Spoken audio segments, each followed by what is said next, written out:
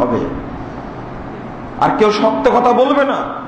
যেখানে বক্তব্য দিবেন সেখানে মেম্বার আছে, চেয়ারম্যান আছে, অধিকাংশ বিড়িখর, এমপি, মন্ত্রী, সরকারি দায়িত্বশীল, সচিব, ডিসি, এসপি, যত রকমের দায়িত্বশীল আছে মাশাআল্লাহ অনেকেই ভালো আছে, তবে অধিকাংশই আছে এই সমস্ত মাদকদ্রব্য সেবন করে। এদের সামনে ওই ইমাম সত্য কথা বলবে কি করে? একটা হাদিস বর্ণনা করুক, রাসূল সাল্লাল্লাহু আলাইহি ওয়াসাল্লাম বলেছেন, লা ইয়াদখুলুল জান্নাতা জাসাদুন গুদ্দিয়া বিল হারাম, যে দেহ হারাম দ্বারা গঠিত হয়েছে এই দেহ কোশ্চেন কালেও জান্নাতে যাবে না।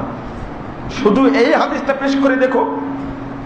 টঙ্গীর মাঠে যাবেন, দেখবেন শুধু পজিটিভ কথা বর্ণনা করা হচ্ছে, ওখানে কোনো নেগেটিভ কথা বর্ণনা করা হবে না। একদিন যদি বক্তব্য দেওয়া হয় সেখানে সকল মানুষই উপস্থিত, র্যাব বাহিনীর প্রধান, বিমান বাহিনীর প্রধান, সেনাবাহিনীর প্রধান, নৌবাহিনীর প্রধান, সব প্রশাসনের লোকজন বসে আছে। দাওয়াত দিয়ে দিলাম স্পষ্ট, দিনান্দিন 1 সপ্তাহ সময়ের মধ্যে বাংলাদেশের যত মদের দোকান আছে, যত বিড়ির কারখানা আছে, সবগুলো ভেঙে ফেলে চুরমার করে দিতে হবে।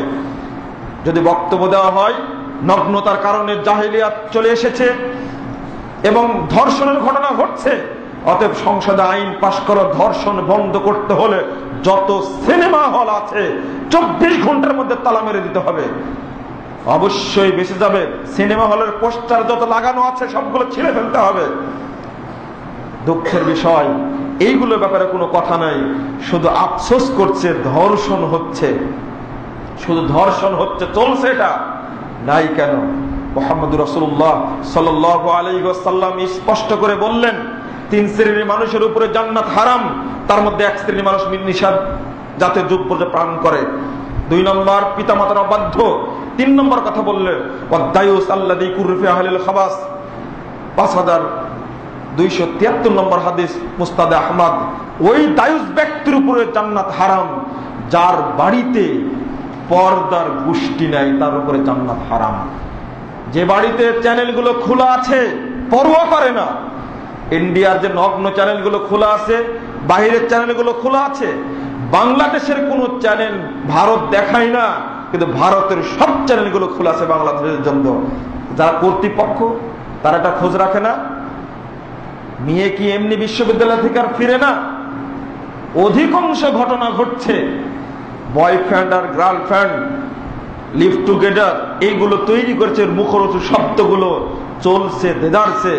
আপনি যান আজকে শুক্রবারে জিয়াউদ্দিনের পার্শ্বে দিয়ে যান, আপনি সংসদের সাইড দিয়ে যান, দেখবেন মনে হচ্ছে সবগুলো পশুর জগৎ, পশু বসে আছে। একদিন লজ্জায় না এইদিকে আগাতে পারে না ওইদিকে আগাতে পারে, ওই জায়গায় গিয়ে গাড়ি পাঞ্চার হয়ে গেছে, তো 10টা মিনিট সময় লাগবে। এই 10টা মিনিট সময়ে ওখানে দাঁড়ানো গেল না, মানে গজব যে ডাইরেক্ট নাজিল হবে এইরকমই মনে হলো। কি ছেলে আর কি মেয়ে, লজ্জাহীন পশুর চেয়েও খারাপ হয়ে গেছে। মানুষের হিতাহিত জ্ঞান এখন নাই, জাহেলিয়াতে সর্বত্র ভর্তি হয়ে গেছে।